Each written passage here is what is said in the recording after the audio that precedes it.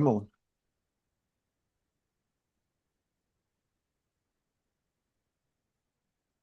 Yeah, it's bumping and grinding. It says it's now streaming live on YouTube. Okay, I'm going to mute that on YouTube, and then I'm going to come back to Zoom, and we will begin our. Are you ready? I'm ready. All right. This way we are recording it twice, and hopefully it won't get erased. And hello, everyone, and welcome back to Two Guys in a Bible here on Fulfilled Radio, a voice you can trust. My name is Don K. Preston. This is William Bell, and we got a really special program for you this evening. Um, night before last, it was night before last, wasn't it, William? You had the debate? Uh, that was Friday. Yeah, It's been a yeah. couple of nights before Oh last. man, I've slept twice since then. Anyway, William had a debate with a real nice young guy named Tommy McMurtry, and the debate was on the resurrection. And so we're going to discuss that debate tonight. I was in the chat room, although I didn't participate in the chats because there was so much nonsense going on there that I just didn't feel like I wanted to get involved in, to be honest about it. You know, there were people saying, just remember, Mary is your real mother. You need to bow to Mary as your true mother. And, oh no, Well, not going good. to. I didn't see any of the stuff going on in the chats. Yeah, it's probably best that you didn't. There were plenty of anti-preterists on there. There were plenty of people, William, that were very much on the preterist side, appreciating what you were doing and saying and the job that you were doing. Um, so take that to heart for what it's worth. And many of them were pointing out what was so blatantly obvious to me is, and you even pointed this out during the debate. I thought it was excellent. Tommy McMurtry kept saying, "Well, I believe, this is what I believe, etc." And in one of your responses, you said, "Well, Tommy's done a real good job of telling us what he believes, but he hadn't proven it from the Yeah. Bible." And that's what this is. That's what the debate's all about. Hmm. It's simply not enough to get in a debate and say, "Well, here's what I believe." It's not the point. Not This is even good when you're preaching just to say that all day That's long. exactly right. And so it was, I had several people tell me and express to me, and I posted the debate on probably 15, maybe 20 Facebook pages, William. Mm. And one of the comments that I got so often, I mean, maybe more than any other comment, was Mr. McMurtry was in way over his head, Mm. that he simply was not prepared to deal with the issues that you raised. I felt the exact same way during the debate.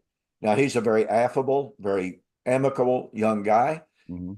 and very friendly, what have you, but that doesn't win debates. It doesn't carry the day insofar as evidence is concerned. And so, as usual, I really appreciated the fact that you presented very careful, very logical, soundly exegetical, soundly hermeneutical arguments. And he literally did not know how to respond to them. So I thought we would hit some of the highlights. First of all, let me ask you to give your summary of how you thought the debate went. And Well, some of the highlights and what have you. yeah. Well, I'll just touch him briefly. One thing was the affirmative that I made that I thought he just basically totally You ignored. know, Yeah, he did the Passover. yeah, he definitely did a passover on that. Didn't want to engage with that, and I thought it was very clear. As a matter of fact, I saw one comment on Facebook where a person said, that was one of the most just clear presentations of the issue that he had ever seen. Now, Very powerful, very yeah, powerful. and I thought it was just so simple that no one could miss it. I mean, it was like Adam ate and died, Adam eats to live, Yeah. and so that was the first thing that, that I noticed, that he didn't want to engage with that. Another was his and I don't know why these guys do it. They've come to debates, and most of them probably have more debating experience than I do. We have rules that, okay, you ask questions, I ask questions. And the moment it comes to, our question Q&A time to question them, to query them, they want to interrupt and they want to start asking questions. Now, I know that part of that is the responsibility of the moderator to check that and make sure that that doesn't happen. And of course, part of it was my responsibility. I felt like I was doing well enough in the debate that I didn't have to make an issue of it, but I wanted to. A time or two I thought about it, and when I thought it was going to let up, it never did. It just continued on. Yeah. So that was one of the things. Another was a comment that was made about Tommy McMurtry's behavior in the debate, the way he conducted himself. And this person, of course, he says he's no fan of mine. If I called his name, you'd know who I'm talking about, but I'm not going to call his name. And actually, he said he was no fan of either one of us, but he said, right. I read that comment. Yeah. Basically, that he felt that Tommy's approach in dealing with a subject that, as you say, was over his head or that he couldn't handle was the way he handled it, by either reverting to ad hominem arguments and just trying to say derogatory things about the preterist view. And I'm saying, what makes that? And basically he was saying that was his best approach, so to speak, or I couldn't. I thought that was just really wild. You're going to tell me that the way to conduct yourself in a debate is to violate the rules and then speak derogatorily about a position that you can't refute, and that's a good strategy.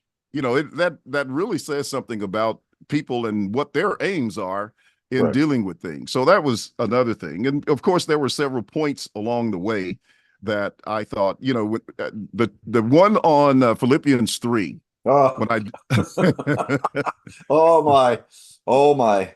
When I dealt with the word tapinosis. Well, and let's back up. Okay. The point you made on Philippians 1, verse 6.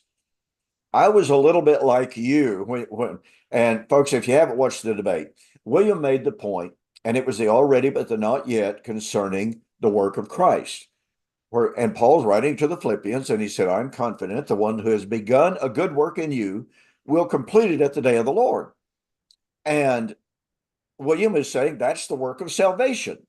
That's the work of redemption, et cetera, et cetera. It's even the work of resurrection, to be honest about it. But Tommy comes back and he says, no, that's absolutely false. He said the work that had begun in them was the building of the church. And I thought William was going to fall out of his chair. And I just about fell out of mine. Yeah. That's the first time in my life I have ever heard anyone say that the work that God had begun in them, in the Philippians, was the work of establishing a church at Philippi, instead of it being the work of salvation. Mm-hmm. And then you went to 1 Peter chapter 1, pointing out that the brethren there in Asia were receiving the goal of their faith, i.e. the salvation of their soul. And Tommy goes, I don't know what connection you're trying to make. I don't see any connection between these two passages. Wow.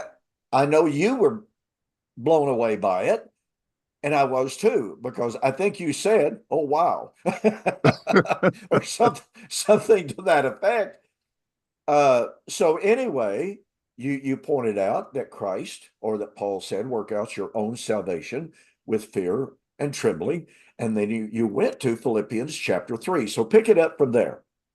Yeah. So as you said, from Philippians 1, 5, and 6, pointing out that work that had been begun in them, he would perfect it or complete it at the day of Christ.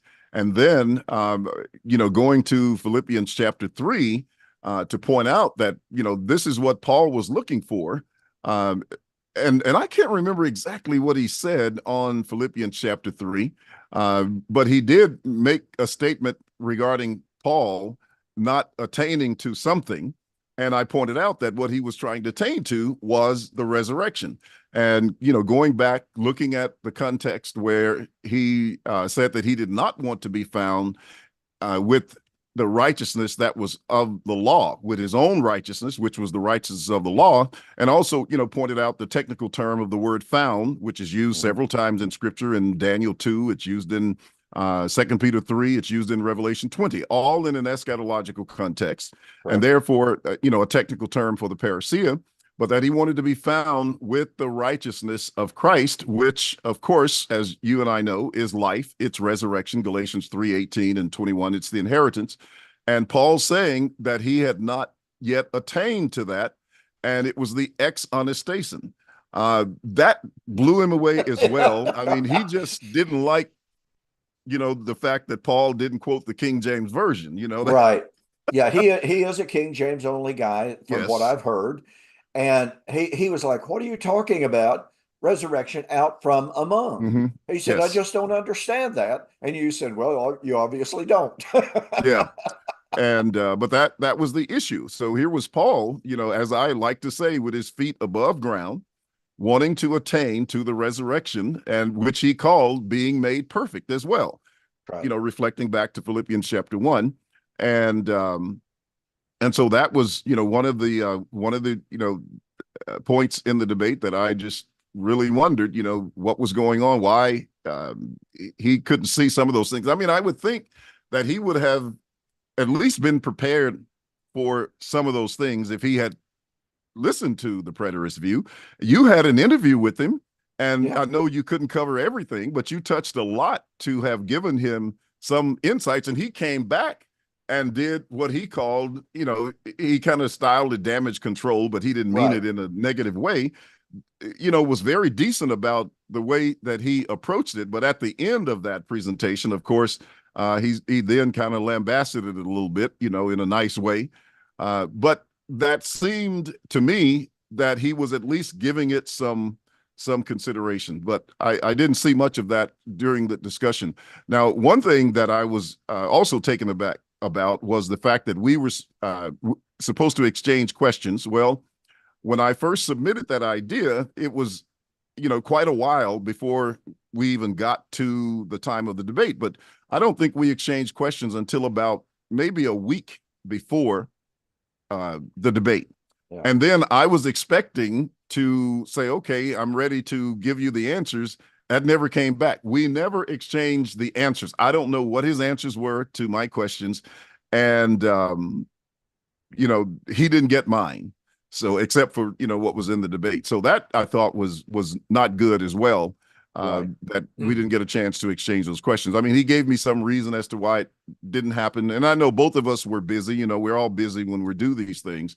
But that was another thing that was kind of a low point for me in terms of that, because you get a chance to at least see what the person is thinking, see what their answers are, and they get a chance to see yours. And so you can build on that in terms of, of the discussion. Well, but that didn't occur. I thought, and you used the term, one of the low points. I thought the low point in the debate, from Tommy's perspective, certainly not yours, was that when he just simply resorted to saying, well, Mr. Bell is saying so many things that are so far out in right field, so far removed from orthodoxy. And he said, I really don't even understand what I'm hearing. Well, why did you enter into a debate? And like you said, he interviewed me for over an hour. Why didn't he understand what I was saying? Because you and I are pretty much lockstep, in 99% of the stuff on covenant eschatology. So why didn't he understand covenant eschatology instead of getting in this debate and saying, well, Mr. Bell's just so far off the wall, I just don't really understand what I'm hearing at all. Well, I think the problem was he did understand it, and he did not have an answer for it. So what does he do? He makes the old cliched appeal to orthodoxy. Mm-hmm. And that makes a lot of people feel comfortable. You can wrap yourself up in that warm, fuzzy blanket of orthodoxy and say, oh, see the boogeyman out there? They're not orthodox. And that's what I saw him doing at that time. And again, it's kind of reflection back to Sam Frost, right? Oh, boy, is it ever. and I'm not trying to be harsh or critical on Tommy. Like I said, he's a very nice guy. Yeah, he is. Seems to be a very nice guy. I appreciate his demeanor just an awful lot. In the interview that he did with me, he was never at any point of time, harsh or critical or condemnatory at all. And he told me, I'm not going to debate you at all. I just want to ask questions. And that was just fine. But anyway, when he appealed to that warm, fuzzy orthodoxy, I thought, well, okay, that's kind of raising a white flag, because that says I don't know how to answer what Mr. Bell is saying. And to go back to your very first affirmative, that was so compelling. And it laid the groundwork, and it caused me at a point later in the debate, after you had so clearly delineated the problem of Adam was a problem not of biological death. It had nothing to do with going into the dirt. It was all about separation from God. Well, he admitted that. Yes, he did. More than once. More than once. So I'm going, okay, well, here we go. And then turn right around and say, but that led to his physical death so many years later. But then later in the program, he acted as if he was shunned, or shocked, I should say, and say, are you telling us that you don't believe that the death of Adam involved physical death? And I'm going, didn't you pay attention? William spent 20 minutes or 15 or whatever it was, giving you the exegetical reasons, hermeneutical reasons for why it was not physical death, over and over and over the points that you made. He ate to live or he ate to die. One of the two. What's difficult about this? Now, I understand if you are unfamiliar with any of the arguments whatsoever, if you've never contemplated it before, and if you're strictly locked into the physical death paradigm, I can understand how that's quite shocking. But the way you presented it with your charts, everyone could read the charts. They're right there. They were right there on the screen. What was difficult about it? And so I just felt like he realized he had given the farm away by admitting this is spiritual death. And then the train ran over him. So it's like, oh, well, it's spiritual and physical. And then when you started to come to 1 Corinthians chapter 15, and as usual, your explanation of 1 Corinthians 15 was spot on. He absolutely did not understand the point about the dead ones, Christ being the first fruit out of the dead ones. The point that you made, and Tommy pointed out, well, look at all these people in the Old Testament that were raised out of physical death. Were those physical deaths or not? And of course, well, yeah, as you answered, yes, those were physical deaths, but Christ was the first fruit. He was not the first person to be raised from physical death. Went right over Tommy's head. I mean, he literally did not grasp your point. And when you then emphasize that Christ was the first fruit and use the imagery of the harvest, saying that means the harvest is not only imminent, it means the harvest has already started. He didn't touch that. No. He didn't say one word about that, which is more than revealing, because, I mean, after all, if you have the beginning of the harvest 2,000 years ago and the harvest had begun, why is it not still ongoing? That's kind of what first fruit's all about, isn't it? Yes, absolutely. Since you went back to the Genesis point, and I still want to touch on that Philippians 3:21 thing a little bit. Yeah, go ahead. But, you went back to the Genesis point, and one of the things that he had emphasized somewhere in some discussions, I don't know whether it was in the time that he interviewed you, or whether it was in the time that he responded to that interview in his sort of damage control thing. He had talked about the death of Christ. And he said, he couldn't see how 1 Corinthians 15 was talking about anything other than, the physical resurrection. But I knew that one of the things that he wanted to do was to hone in on Jesus's death, and we were going to have a resurrection just like his. Right. Um, the information that I presented on the sacrifices, the common sacrifice, lamb for dinners, lamb for sinners, and showing how unique the death and resurrection of Christ was, and that no one could have a death like that because of its sacrificial import. I don't think he responded to that at all either. No. And William, I truly believe that point, it either struck home so hard and so well that he decided that he couldn't deal with it, or it just went so far over his head. And Tommy's not dumb by any stretch of the imagination. He's a very sharp young guy. he is. So I really felt like the point that you made of the distinctive nature of Jesus's sacrifice, that it was a sacrificial, substitutionary death. We cannot and we do not die on the behalf of sin, for the behalf of sin, substitutionary death. We can't do that. So Christ's death on the cross was totally distinctive. And while we are baptized into that death, we are not dying that kind of death. And that's such a stunningly important point that, again, as I sat and watched him, as you went over that, okay, that lambs for dinner, lambs for sinners, or lamb for sinner. I thought that was really good. You're really good at coming up with little cliches like that. Well, sometimes they just pop up and I can't resist them. So I just put it in there. But it was good. You look for something simple that Right. will stick in the minds of people, but actually conveys, the meaning. And it and does. that did.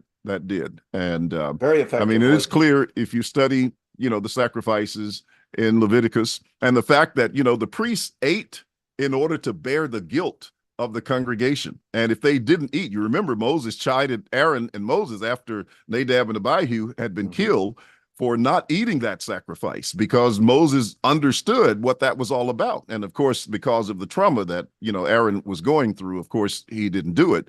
And explain that to Moses. But that idea is just profound, that the eating of that sacrifice, that's what they were doing. And so a common person was not able to do so. And that made that situation unique. Back to, I thought it was a brilliant point. I really did. Yeah. Going back to the Philippians text on the word tapinosis, the reason I wanted to touch on that a little bit was, I don't know that you remember, you may or you may not, but long time ago when Ed Stevens and I were discussing resurrection, and you got a paper that I wrote that I was going to do a book on and never finished it, but you took some of the excerpts from it and put them in your Death of Adam book, the questions that I had in there. But one of the things that came out in that discussion with Ed was Philippians 3:21 and the word tapinosis, which is the word humiliation. And he was just blown away with the meaning of that term in relationship to the body there in Philippians 3:21. And when I told Tommy, I said, "Hey, we've never had a vile body." Did you see his reaction to that? Yeah. Because, and let me interject right here. Yeah. You caught him in a massive, massive self-contradiction when you asked him, first of all, are we born as sinners? And he said yes. And then when you went back to Romans chapter 5 and showed, no, the reason we die is because we sin, not because we are born sinners, but because we sin. He was lost at that point. He wandered and meandered and stuttered and stammered, trying to explain himself out of that dilemma. And I thought that was particularly powerful. Yeah. Well, very good. But anyway, that connection between the humiliation of the church, the tribulation they were going through, the shame they were going through, the persecutions they were going through, is in harmony with what Jesus suffered when he humbled himself. Same word, tapinosis there. It's one is just a verb and the other one is a noun, but it's the same idea. It was suffering on the part of Christ and then suffering on the part of the church in following you know, his sufferings as an example, as you know, First Peter tells us, and that's what that difference was. That's what that change was, and it was one that the entire body of Christ was enduring and going through, just like Romans 8:18 says. And you know, that was the case, and I know he didn't have a sufficient answer for that. You know, when we presented it. Well, you're exactly right. And it was, I believe this entire concept, William, of the sufferings of Christ, and you didn't dwell on that concept. I understand that. So this is kind of external to the debate itself. But the whole concept of the doctrine of the sufferings of Christ as presented in both Pauline and Petrine writings, and how the early church, as the body of Christ, was experiencing a mirror image of what Jesus went Mm-hmm. through in order to fill up their measure of sin and to bring that body to its maturity, to the point of vindication and glorification, the removal of their shame back to the tapinosis, Mm-hmm. I think the whole concept, back to the debate, I think the whole concept of tapinosis was beyond Tommy's at least level of contemplation. I don't think he had ever really looked into it. I think he was so focused on, oh, well, the physical body is under a curse. The physical body is a vile body, which which is just simply not a biblical doctrine at all. But that's so ingrained in especially in the Reformed circles, and in the future circles, that the entire creation, and Tommy did mention Romans 8:18. I believe that one of these days, the whole creation is going to enter into glory and what have you. But um, if there was any point that I thought could have been developed even more by you, that was the tapinosis concept. Mm-hmm. Although I think it was lost on Tommy. I don't. So it's kind of a balancing act. Would the audience have fully understood it? I thought it was obvious he did not understand it. And so, as in any debate, you look back and you say, oh, man, I could have done this. I could have said that. Or, Yeah, yeah, always. always, every single debate. Okay, William, we're almost halfway through the program. I wanted to look at, or were there some other things that you wanted to point out? Well, I mean, you can go ahead, and if we have time, I'll throw some other things. You know, just this one. Okay, go ahead. Obviously, the preterist view is about time Oh, yeah. Oh, as a yeah. major issue, and I was just shocked that he didn't at least try to deal with that at all. It was like when you mentioned those time statements, they just kind of went right by, no defense against them whatsoever. And you know, He made one super brief comment. I just don't think Williams handling those texts properly. yeah, Something to that effect. I'm yeah, going, well, why don't you try to prove it then? yeah, nothing exegetical to deal with them. No, but you're right. I was particularly focused in on your use of mellow, the repeated use of that in the New Testament about the things that were about to come, pardon me, and the at hand, the soon, the quickly text. And every single time that you would mention one and that you would try to drive the point home, his eyes would basically almost glaze over, like, okay, move right along now. Nothing to see here. It was very telling. Mm-hmm. Okay, well, that's it for now. So Okay, if all an right. opportunity comes, go ahead. Okay. One of the points that he asked, or questions that he asked, and the question was repeated by Tristan Gabriel in the Q&A session of questions from the audience, is, and Tommy's question was, what changed in AD 70? Now, Tristan Gabriel put kind of an ironic, sarcastic almost twist on it. What was their facial expression in AD 70 when the change took place? And your answer on that was just absolutely great. But anyway, let's go back over that, because you know as well as I do, this is one of those questions that we hear over and over and over. Okay, if the preterist position is right, and if the Lord came in AD 70, then what happened? And of course, Tristan asked the question, how was that being caught up in the air in 1 Thessalonians 4, how did that affect them visibly over there in Thessalonica? So let's discuss this. What changed in AD 70? Was there something experiential, something, may I use the term visible? Was there something that people could see? Because, I mean, after all, as Tommy said over and over, they're going to see, they're going to see, they're going to see. So go back over some of the things that you said in the debate that I thought was more than sufficient. Yeah, I mean, I couldn't see where that would have been a problem. And had he got my questions, I had a list of about 10 things on the list in terms of things that changed. Obviously there's the completed change of the new covenant. Okay. One of the points that I mentioned that I got some feedback on, that someone said, wow, I learned something there. And that was on the fact that they had to become full grown before they could inherit. Yep. I actually first discovered that point when I was debating Stephen Wiggins years ago. Oh, yeah.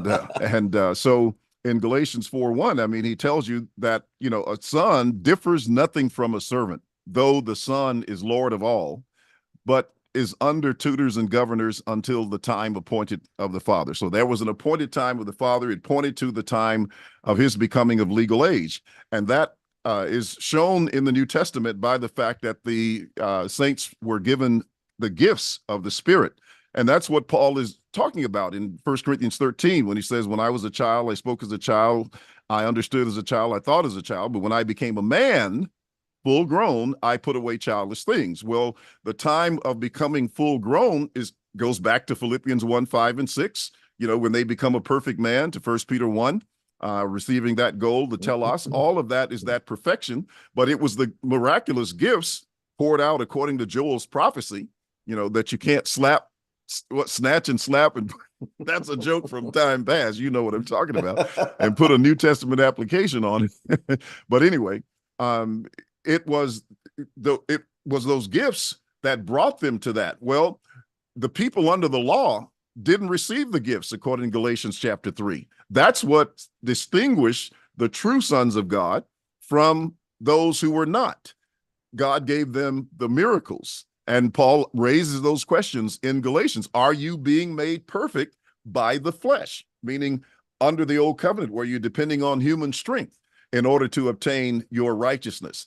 And so those gifts were given to those in the church to bring them from that state of being nepioi, or underage children, to become full grown so that they could inherit. So when that goes into that point in Galatians 4 and verse 3, where he says, but we, when we were children, were in bondage under the elements of the world. And, one point that stuck out with me a long time ago that Max King made, he says, Christ could not fulfill the promises of the fathers in the realm of the flesh. And thus he had to die and enter into the realm of the spirit. Well, that same was true, just like you were just talking about the suffering that had to be filled up. The same was true for the church. They couldn't fulfill the promises or receive the inheritance in the realm of the flesh because that was their childhood state. They had to come out of that. But in their coming out, it was the already but not yet, because the miracles were there to bring them to the point where they would be full grown legally, if you please, using that concept, so that they could then inherit. And of course, that's the change. Now, if inheritance doesn't constitute a change, what does? I just don't know what does from that perspective. Let me interject right there. Sure. I thought it was rather telling when you pointed out that the inheritance, when a person receives the inheritance, is there a change? And he said, well, it depends on what the inheritance is. Yeah, that was the comment, wasn't it? I was like, seriously? It wouldn't matter if your inheritance was a $10 bill or a $10 million inheritance. There is a change on the reception at the time of the reception of the inheritance. That was a purely defensive, obfuscatory type of a comment to try to escape the point that you were making. Exactly. And let me just build on that just for a moment. What we're talking about here, what you're driving home here, is so critically important, and that is the time of the inheritance. And Galatians, Hebrews, Colossians is so clear that the time of the inheritance is at the end of the law of Moses. It's not at the end of the Christian age. And yet Tommy's position, and the position of all futurists, as a matter of fact, is that we don't get the inheritance until the Christian age comes to an end. Wait a minute. That says that the Christian age is the time of immaturity. The time of maturity is at the end of the Christian age. And that's a lot of what you're getting at here and what you were trying to convey in the debate. And again, I just did not feel like Tommy was getting that point with full comprehension.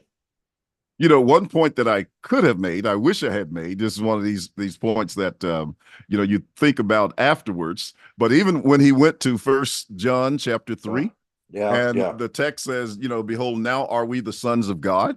Well, just like in Galatians 4, where it says, they became a son in order that, they would be an heir. And that's the purpose of being a son, period, because that makes you an heir.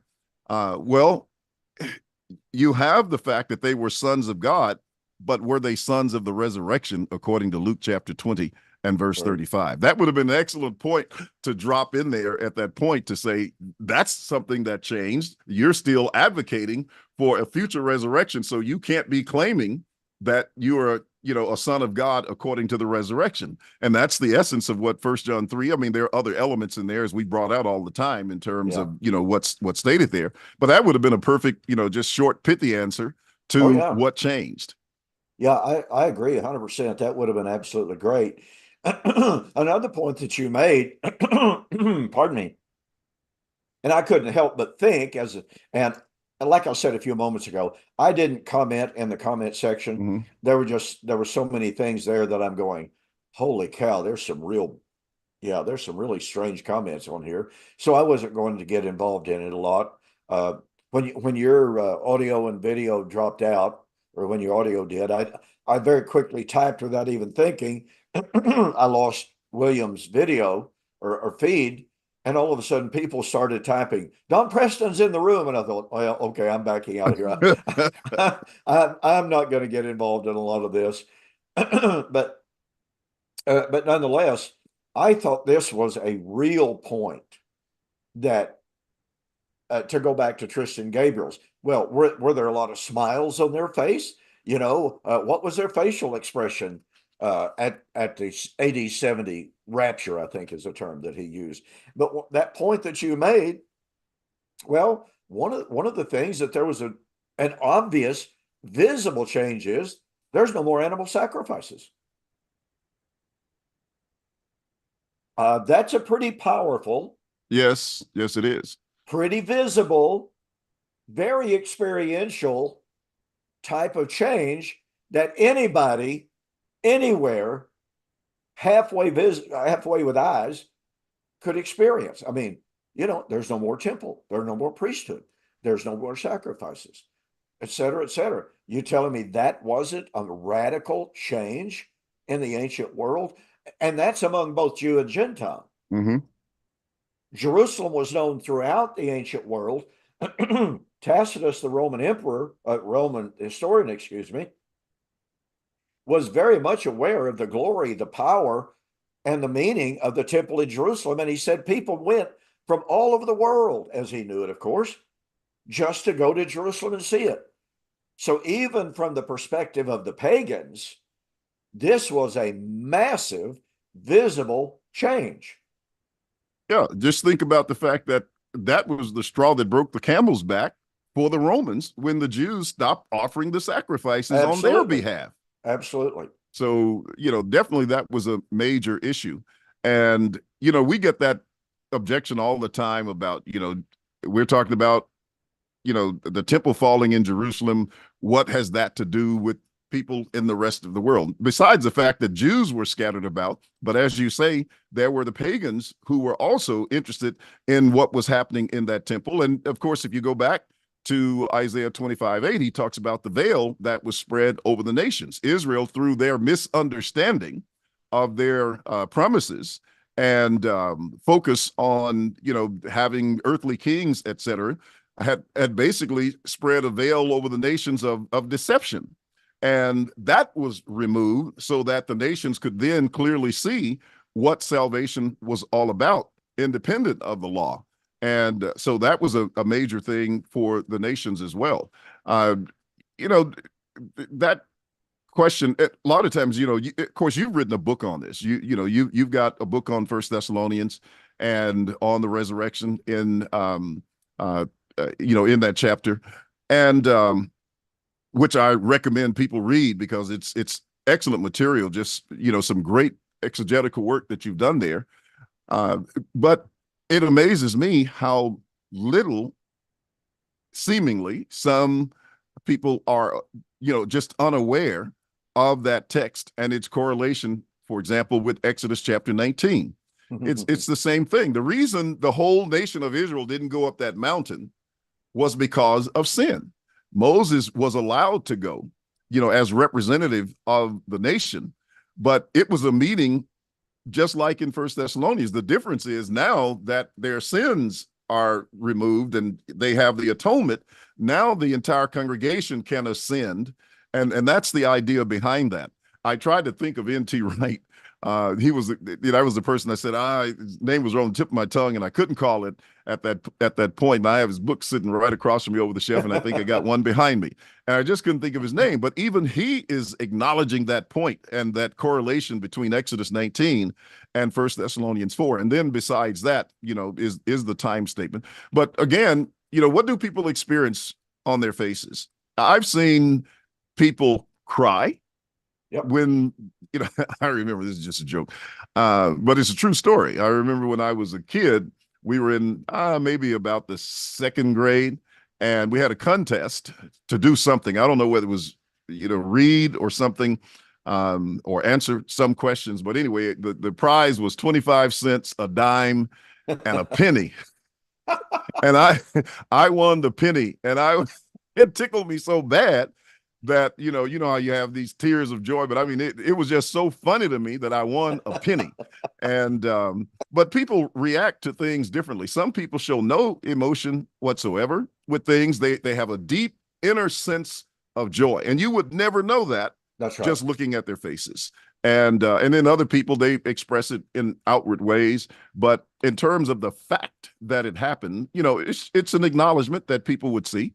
And you couldn't miss. I mean, look at the book of Revelation in chapter 18 and look at what the merchants are saying about, the fall of the temple and the loss of commerce that resulted from that situation. So, there was a lot there. I'm still trying to wrap my mind around why that's a critical question. Let me address that. Sure, go ahead. And it. People today are basically just like the Jews. If they don't see, they don't believe. I well remember Brother James D. Bales, that name, the man, brilliant man in many ways. When he was very first told about covenant eschatology, he was told about Max King and Max's writings and what have you. And then later he was introduced to my work. And his response was, my eyes are not seeing what my ears are hearing. That's right. I was blown away by how inconsistent this man was. Now, look, folks, it was my privilege to know the man. Okay. Brilliant guy, wonderful attitude, great logician. I think he did some of the best writing against dispensationalism of many of the early Church of Christ writers. And like I said, it was my privilege to know him.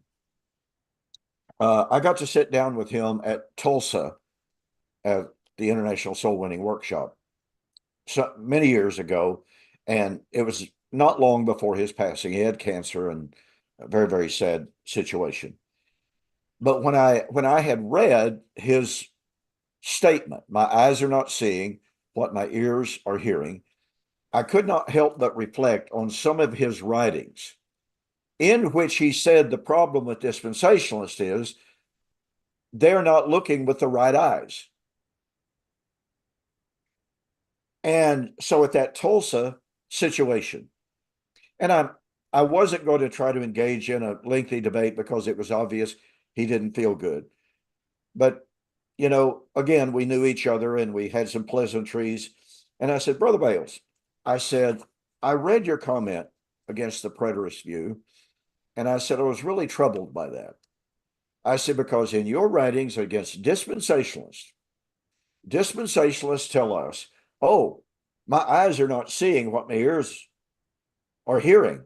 You amillennialists, you Church of Christ folks are telling us the kingdom is here. I'm not seeing that with my eyes because the lion and the lamb and blah, blah, blah, blah, blah. And I said, you've written wonderfully against that.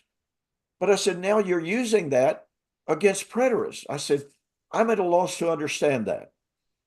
And he literally just muttered a few words and he said, well, Don, I don't really want to talk about it. Mm. Okay. That's as far as the conversation went. Like I said, it was obvious he was not feeling good. So I didn't pursue it. But people today have that same, quote, Jewish concept. What did Paul say? The Jews seek after a sign. They want to see something. Okay. And so Tommy, throughout the debate, what did they see? What did they see? Paul said they were going to see the Son of Man coming, et cetera, et cetera. And his emphasis was on the visible. Well, how many times in the book of John, the Gospel of John, did Jesus castigate the Jews because they did not see what they were expecting, and so they wanted to kill him, or they condemned him, or they just simply rejected him. They were not seeing what their ears were hearing. And here is Tommy and all dispensationalists, all futurists. They're guilty of falling into the same identical hermeneutical trap. And it's difficult. I mean, we as human beings are sentient beings. We're aware and we look at things. We very often determine things by our senses. You know, can I reach out and touch it? Can I see it? But how often does the Bible tell us we do not walk by sight, but by faith? We do not look at the things that are seen, but the things that are unseen. The kingdom of God does not come with observation. The kingdom of heaven is in your midst. On and on and on, the New Testament, from the Gospels all the way through the epistles. We're told, look, folks, this is not something you're going to be able to see. You're not going to go out in the desert and say, well, there he is. No, not going to be that way. Yeah, you know, a response I made to that question that Tommy kept raising, well, what did they see? I pointed out, and first thing I pointed out was Ephesians 1:18, you know, the eyes of your understanding. And that's what you are to see the hope with. Paul said that you may know what is the hope of his calling with these eyes of understanding. But also I pointed out the fact that, you know, what Jesus said in Matthew 8:11 and 12. Oh, yeah, that was very good. That the Jews would, who were outside of the kingdom, now they would see Abraham, Isaac, and Jacob sit down in that kingdom that does not come with observation, that you could only see if you were born again into it. And the fact that here are the Jews, they were able to see that. How much more so the saints who recognized it as well, and none of which was physically visible. So, you know, it's a matter of such a powerful point. Yeah. I thought so. Well, the only thing, and you and I have discussed this many, many times, and this gets back, you don't have time to get everything in. But as you were making that point on Matthew 8:11, I thought, oh yeah, okay, go to Luke 13:28-31. You yourselves shall be cast out. I wanted to do it. I know you did. Yeah. I knew you had to have it. I knew you had to have it up here somewhere. Yeah. I wanted to add this to the point because he kept asking, because when you made the point about the Jews seeing, he said, well, okay, but what about the Gentiles out there in Thessalonica and Athens and what have you? And you made a sufficient answer. But here's the thing that I thought of, William. And in my book, The Gospel of Destruction, Mhm. I posed the question, okay, uh, why would the Gentiles care about the destruction of Jerusalem? I had a debate with John Welch in Indianapolis in 2008, 12, I don't know, somewhere along in there. And John Welch gets up and in very dramatic style says, well, Preston says, fall of Jerusalem was the coming of the Lord. What would the fall of Jerusalem mean to people in Corinth, 800 miles away, in Thessalonica, in Athens, 100 or 800, 1,000 miles away? Now, as you know, I had double pneumonia during the entirety of that Yeah. debate. I would, every single night after the debate, I would go to the hotel room and just throw up my shoe soles. It's just, oh, goodness gracious, how am I going to get through with this? So, anyway, in spite of having double pneumonia, when John Welch said, what would the people in Corinth and Athens have cared about the fall of Jerusalem hundreds of miles away? I said to the audience, I said, well, Brother Welch, ask us why would the people over here in Athens and Greece, etc., be concerned? I said, let me turn that question around a little bit.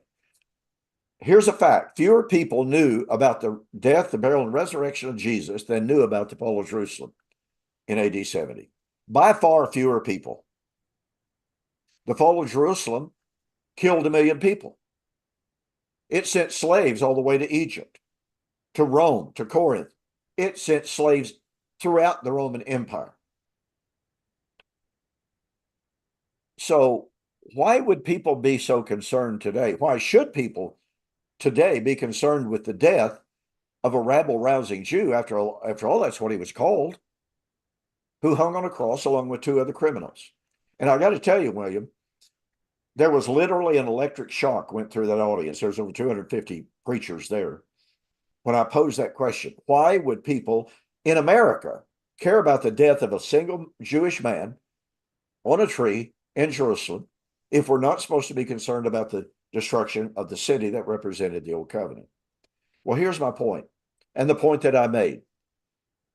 Throughout the Old Testament and the New, Gentile salvation would only be perfected when the old covenant system was taken out of the way.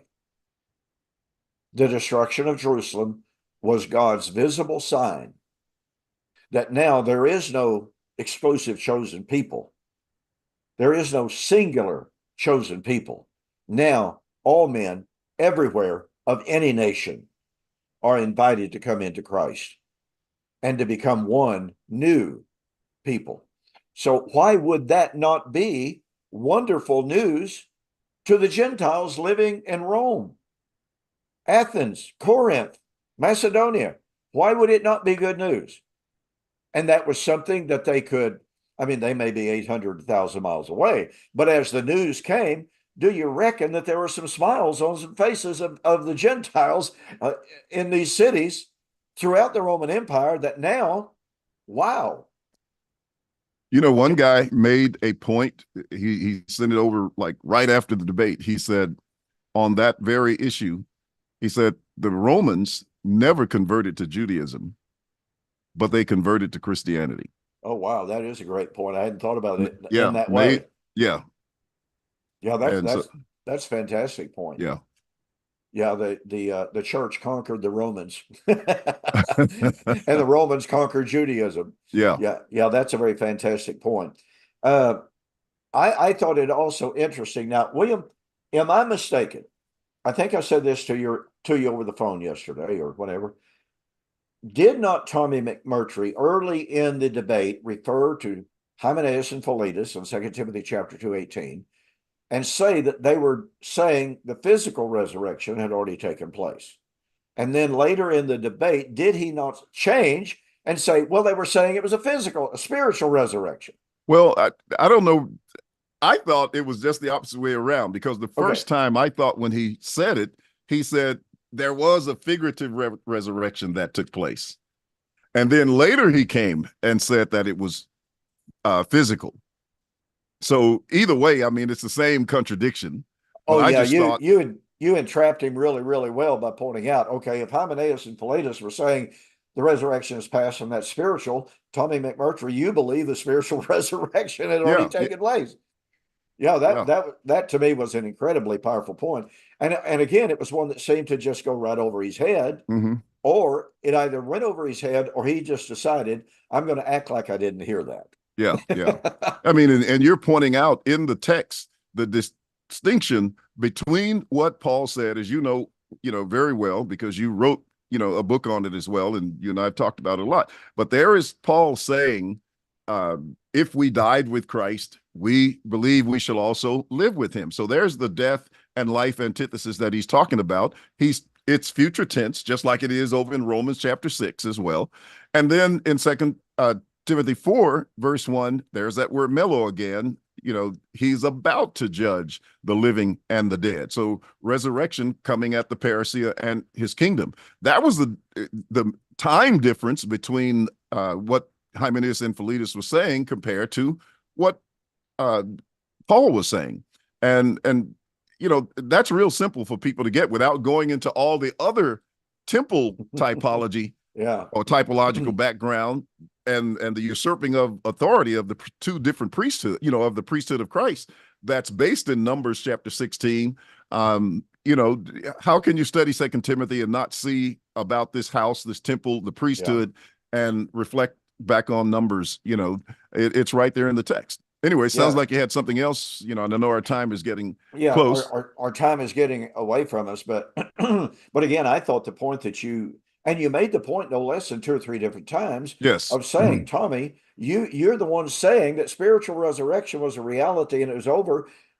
And now you're saying that Hymenaeus was saying that, and Hymenaeus was a heretic. So you're agreeing with Hymenaeus. And again, as I listened and I viewed it, I thought, Tommy is either not getting the point, pardon me, or he's getting the point and just deciding I'd better not say anything because I'm in a lot of trouble here. And I don't know which one it was. I really do not know. I don't want to judge at all. But to me, it was such a profound point. And again, I obviously misunderstood, but I misunderstood the whole thing. I thought he was argued initially that Hymenaeus and Philetus were saying the physical resurrection was past. And then he changed to saying the spiritual resurrection had passed. Well, if he did that change, if he made that change in the debate, that is a massive, massive, debate conversion right there. But it wound up putting him in even more trouble. And I know that early in the debate, when he initially made the argument, I was sitting here going, okay, William, ask him the question. How could anybody believe the physical resurrection was already past? Right. That's why I was thinking that he made that argument, because I was hoping that you would say, Tommy, okay, how could Hymenaeus convince anybody that the physical resurrection had already taken place? Didn't that come up somewhere in the debate? I thought it did. Maybe I'm just thinking past. I thought I don't asked remember that you. question. Yeah, I don't remember you asking that question.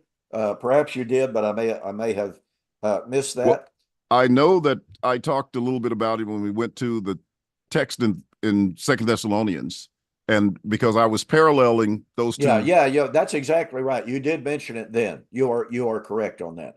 Okay, we're out of time, but let's hit Job 19 real fast. I was literally stunned when Tommy went to Job 19:25. In the last days, I know that my Redeemer lives, and in the last days he shall stand upon the earth, and in my flesh I shall see him. I was shocked because modern scholarship today, I mean, from N.T. Wright on, you do not hardly find a modern day scholar. In fact, N.T. Wright makes the comment, there are virtually no modern scholars who would appeal to Job 19 for the doctrine of a future resurrection. And yet here Tommy was doing it. So a close out with a comment or two on that text. Well, as you were saying, you can't find a scholar. I appeal to, just a couple, and there are several who comment on that particular text. But even the marginal reference in a Yeah. King James Bible In a King James has Bible. after my skin is struck off.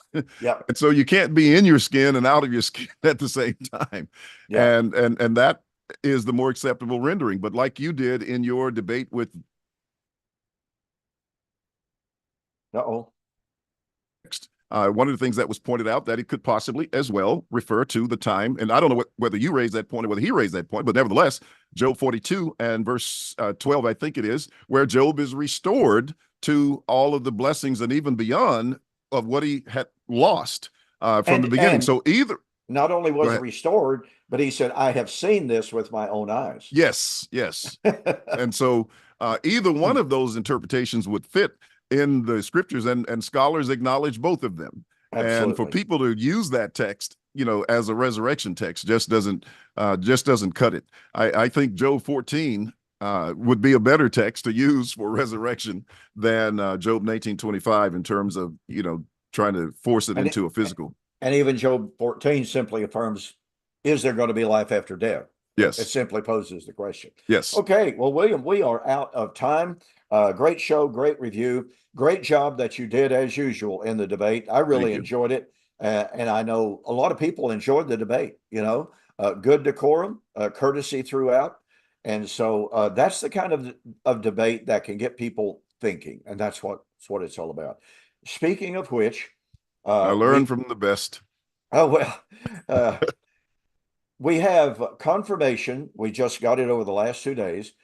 October the 12th, I will be debating Dr. Richard Carrier, who is a very noted atheist, former believer in Christ, supposedly. But we will be debating whether or not Jesus's eschatological predictions failed. So wow. I'm very, very excited about that. We can be looking forward to that. So everybody get that on their calendar of October the 12th. All right. Well, folks, with that, I'm going to say thank you, William, and good night. God bless. Good night. All right. Good night.